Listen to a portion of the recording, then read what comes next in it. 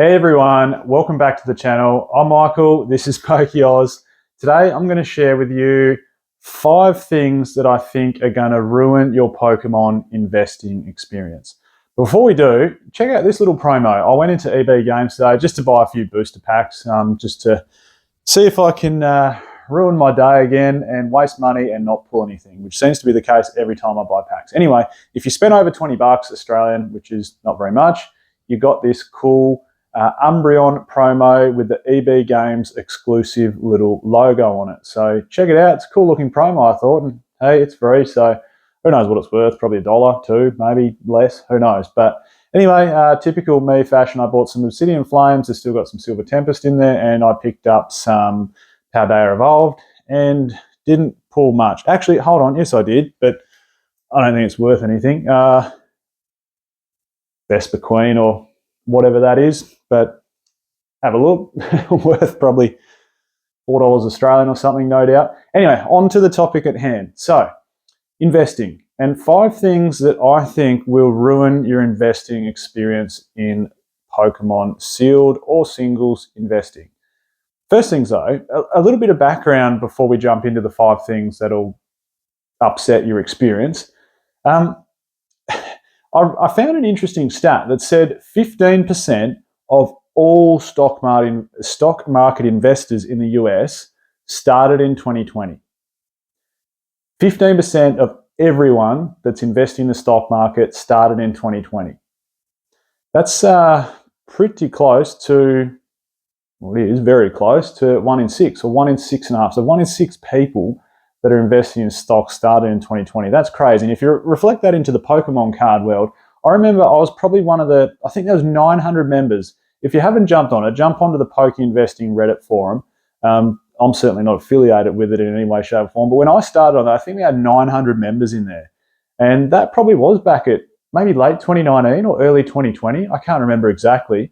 Whereas now I think there's over 50,000. So 15% of all stock market investors started in 2020. Think about how many Pokemon card investors started from 2020 onwards. That really is most people's journey and time frame from Pokemon card investing. So I thought that was a bit of an interesting stat, really. And like, there's probably lots of reasons for that. Lots of reasons to the introduction to the stock market for people, and lots of reasons for the introduction to the Pokemon card investing market for people. Like, I don't know, we've seen rate drops, but now rate hikes. But we did see huge interest rate drops. People are sitting around home more. I suppose there's reintroduction to the hobby for a lot of people. Anyone can start it. Even with $5, you can buy yourself a booster pack and get started in the hobby. So there's probably lots of reasons people started. We won't get into that too much. On to the topic at hand. The first mistake that will upset or quite possibly ruin your Pokemon investing journey. This one for me is a big one because it should be fun.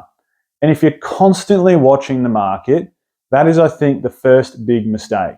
It can really, really quickly ruin the fun of it.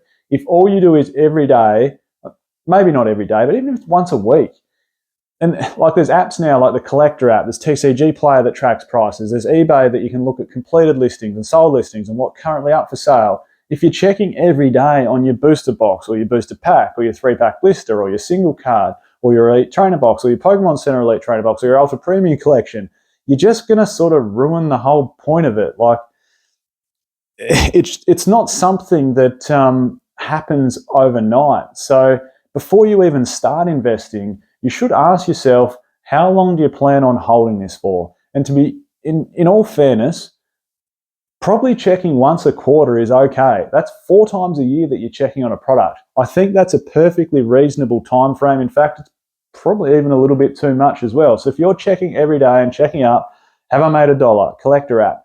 Have I made $10 this week? Or like, it's just too much. And I think that's a big mistake that'll start ruining your experience in the collecting/investing space.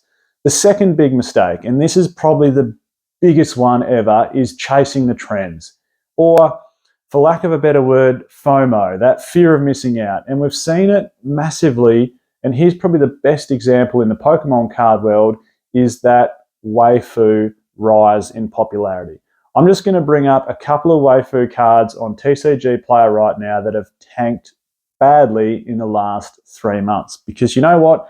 Everyone jumped on board, and I've talked about this in a previous video. You get this artificial, for lack of a better word, this artificial rise in popularity and therefore rise in price because people feel they're missing the train and missing out. And then all of a sudden it almost gets to the top of the cliff, and inevitably it takes a bit of a dive. And I'm just going to cycle through them on the screen here so you can look at some cards that have taken massive hits in the last 3 or so months, particularly wafer, because you know what? People jumped on the bandwagon and they chased a trend. They thought, this thing's moved up. This thing's gone 30% up or 40% up in the last 6 months. It's going to continue rising. And you know what? They're the things or the little traps that can catch you out and really ruin your investing experience. Because if you go deep into something, whether it's 4 copies at $25 each or 5 different $100 cards, and all of a sudden you've bought it at almost this peak of the climb because you fear you're going to miss out on it, and then all of a sudden it takes a dip, it can take a long time to recover from things like that. As in, it could take years of, I suppose, patiently waiting on some other cards or sealed products to appreciate to make up for the losses that you've caused yourself. And those sort of things are the things that cause people to quit the hobby, quit collecting, and quit investing in Pokemon cards, which is a shame because you know what? All you've done is chased a trend, and that fear of missing out has caught you out, and you're stuck, unfortunately, with the consequences of that. So that, for me, is the second big mistake. The third big mistake, and this is a big one because sometimes it's not always the exact case. So the third big one is following bad advice from social media. And I suppose whenever anyone's seeking advice, and YouTube social media, surely they'd class that as social media. That's what it is. I mean, I know it's a video platform, but I'm sure it's classed as social media in most people's definitions. Chasing bad advice from someone, or following bad advice, I should say. A lot of people think, if you're new to something, the first thing you do is you Google it. I mean, who doesn't? It's not like most of us have friends that are experts in Pokemon investing. Some of us could, but you generally find a Facebook group or a Reddit group or I don't have this app, and a lot of people ask me about it. Patreon, is it? If I know nothing about it and embarking up the wrong tree, correct me. I could be very wrong. But you get my point. Or people just Google Pokemon investing, and then they might get led to videos like mine or different websites, and they start to learn about the hobby. But they could also just catch on and let's take Reddit, for example. People can jump on there and go, this is that Pokemon investing Reddit forum. Like, I see some good posts on there, but I see some terrible ones. If you jump on someone's trend on there or follow someone's bad advice on there, just because you're new to the hobby and you may be, for lack of a better word, and don't take this the wrong way, anyone, uneducated about it, you could end up finding yourself in a hole from the get-go. And then again, like chasing a trend or the fear of missing out, you just end up quitting the hobby because you actually lose money. And that's why people quit investing. It's like the stock market. If people buy, I don't know, $2,000 of shares in 5 companies that they know next to nothing about because they've seen it on a Google page that says these should perform well in 2023, and all of a sudden they're 20% down after 9 months, you know what they do? They cut their losses and they sell, and they probably never invest again. Or they wait another 3 or 5 years to dip their toes back in the market because all they've done is followed bad advice from social media or different websites. So the best thing you can do to overcome this so you actually enjoy the hobby is really, really research before you jump in. Learn, know it. It's just, I don't know, to me it sounds so basic, but it should be what you're doing. It's like investing in a company that you know nothing about. Why would you? You should learn what you're going to put your money into. If someone come off the street and just said, hey mate, I've got this ripper idea, can you chuck me $10,000 and I'll turn it into extra money for you? How skeptical would you be? If you didn't know the absolute ins and outs or know this person well and learn it, you wouldn't give them your money. So why would you just throw it away at something you don't know anything about? Anyway, rant over on that one. You get my point. Mistake number 4 is not giving something adequate time to grow. And this sort of relates to the first point in that if you're constantly watching the market and expecting something to grow in 3 months or 6 months' time, you could get very disappointed when it remains the same price. And this is probably the best example, and I'll bring it up on the screen, of course, nice and easy. It's Vivid Voltage. I bought a lot of this because I thought it was a good set. I thought it was vibrant, it was colourful, it was vivid.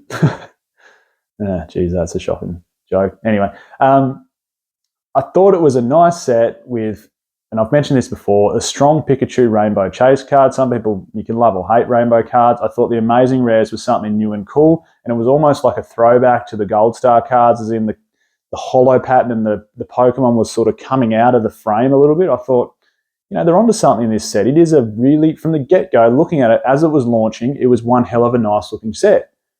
I didn't realise that they were going to print it into absolute oblivion. It was going to be the most graded set other than maybe XY Evolutions ever. But from the get-go, I pre-ordered a heap of it because I thought this is a cool looking set and I want to keep it stored and I think I'm going to make money off it. 2 years had passed and box prices had barely shifted. But you know what? I'm not worried about it because although Vivid Voltage might only rank as a C tier set throughout the Sword and Shield era, it's still cool. It's got Pikachu on the box, it's vibrant, it's colourful, it's got Pikachu as a chase card, and there's some cool Amazing Rares. And I think you're guaranteed 2 per booster box. So it's going to be somewhat fun to open in the future. It will be someday a $500 Australian, which is what, $300 US. It will get there someday. Just give it some time. So a lot of people will ruin their investing experience because they're expecting to double their money really, really quickly in a time period that they weren't overly sure about. So that brings me to the 5th point that will ruin your investing experience, which is not having any clear goals, or I suppose if you frame that in a negative way, having unclear goals. If you don't know what you're somewhat trying to achieve and even setting yourself a pathway or some goals, you're really going to ruin your investing experience because you're going to be just stumbling down a dark hallway. So ask yourself, when I'm buying something, what are some goals? And we used to talk about this back in the old uni days. You'd set yourself SMART goals. And I know it sounds stupid, but from memory, this is how entrenched into my brain this is. Specific, measurable, achievable, realistic, and time-based. If you're actually trying to invest in something, it means you want to make money off it. That's the whole idea behind investing in something. So ask yourself, what's the specific product that I want to invest in? How am I going to measure my performance? Is it going to be based off eBay, TCG Player, the Collector app? How will I measure the performance of that investment? It needs to be achievable. So don't go, I want to double my money in 3 months. That's not achievable. But if you sit down and go, I want to double my money in 3 years or 4 years, that seems somewhat achievable at the moment. It needs to be realistic, which obviously relates to the previous point, and then time-based. So that could be a good goal. So you could sit down, you could go, right, I'm going to pay $130 US for a Lost Origin booster box. And in 3.5 years' time, I want it to be worth, not saying it will be, but I want it to be worth $260. Once it's worth $260, or let's say $290, because by the time I sell it, factoring in eBay fees, if you sell on eBay, and postage, I'm going to pocket $260. So I've doubled my money in 3.5 years. Now that sounds like a fair and reasonable goal. If you're saying, I'm going to buy a Lost Origin booster box for $130 and in 12 months' time, I want to sell it for $290, double my money, come out with $260, $130 clear profit, you're going to ruin your experience because it's very likely that that's not going to happen and you're going to quit the hobby, quit collecting, and maybe quit investing. Well, I think that just about sums up the 5 things that I think will ruin your Pokemon card investing experience.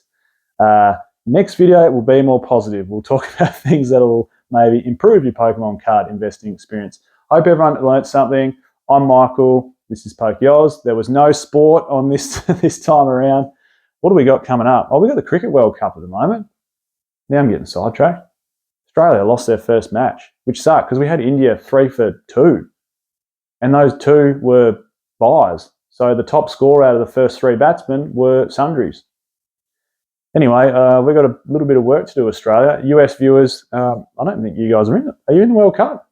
I don't know. You're not a big cricketing nation. You're more into, obviously, baseball, NFL, NBA, golf, hopefully. Anyway, had to put a little bit of sport in here, didn't we? I'm Michael. This is Pokeoz. Catch everyone next time.